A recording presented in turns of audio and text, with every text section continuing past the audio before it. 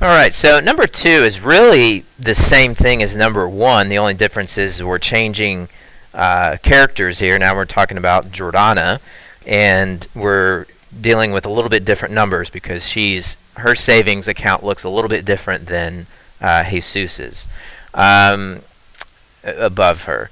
So, well, let's see. Month 3, she's got $250. Month 5, she's got $350. So if we can kind of compare the two. If you look back at number 1, Jesus started off with more money. He started off with $500, but it looks like Jordana is going to save more per month. So eventually she's going to catch up to him, and so that's what we're going to look at in question number 3 and 4 is when does she catch up to him.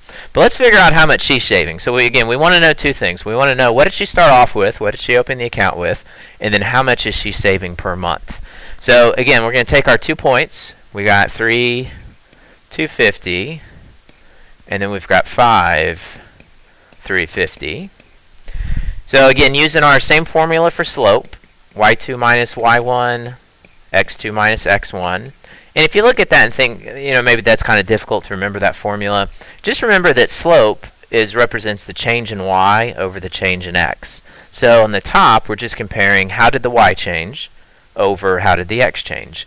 Because the y went, it's at 350, it was at 250, so it changed by $100. On the x, it's at 5 months, we were at 3 months. So how many months went by? 2 months went by, right? So that's how we're making that calculation there. So then 100 divided by 2 would give you 50. So that's our slope. That means that she's saving $50 per month. That's how her account is changing, is that she's saving $50 a month. Now what I need to know is just what you start off with. So again, we're going to take our x and our y and our m, so we're going to take these 3 things and then substitute them back to find the one thing that we don't know, which is the b.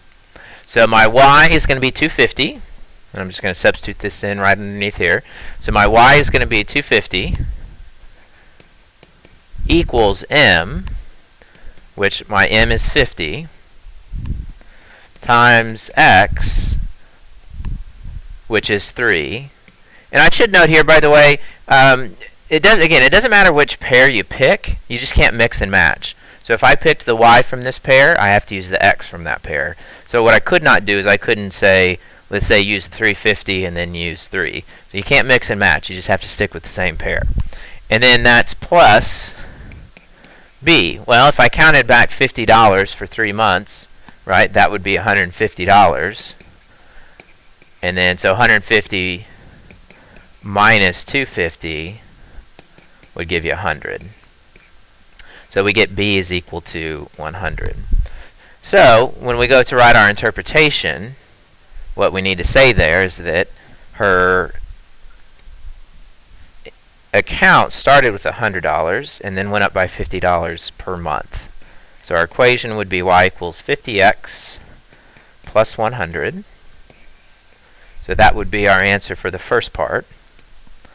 And then our answer for the second part there would be right at the interpretation.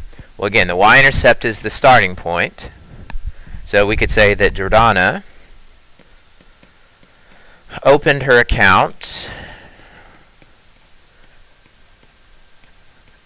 with $100 and saved $50 per month. Saved, not with a P. Saved $50 a month. Right, so there's our interpretation of it. Jordana opened her account with $100 and saved $50 per month. All right, so hopefully you're feeling pretty good about this now since we've done a couple of those. So try number 2 on the right, and then we'll move on to the next page. All right, so let's check number 2 on the right side there. You get y equals 50x plus 550. So the interpretation there would be is that Cassandra starts off with $550, and then she's saving $50 per month. And that amount is increasing, right? We have a positive slope. So, and that's because we're saving more and more money, right? There's more and more money in our account. So our account's not going down, our account's going up. So that's why we have that positive slope there. All right, so that finishes up number 2. Let's go ahead and move on to number 3 and look at the graph.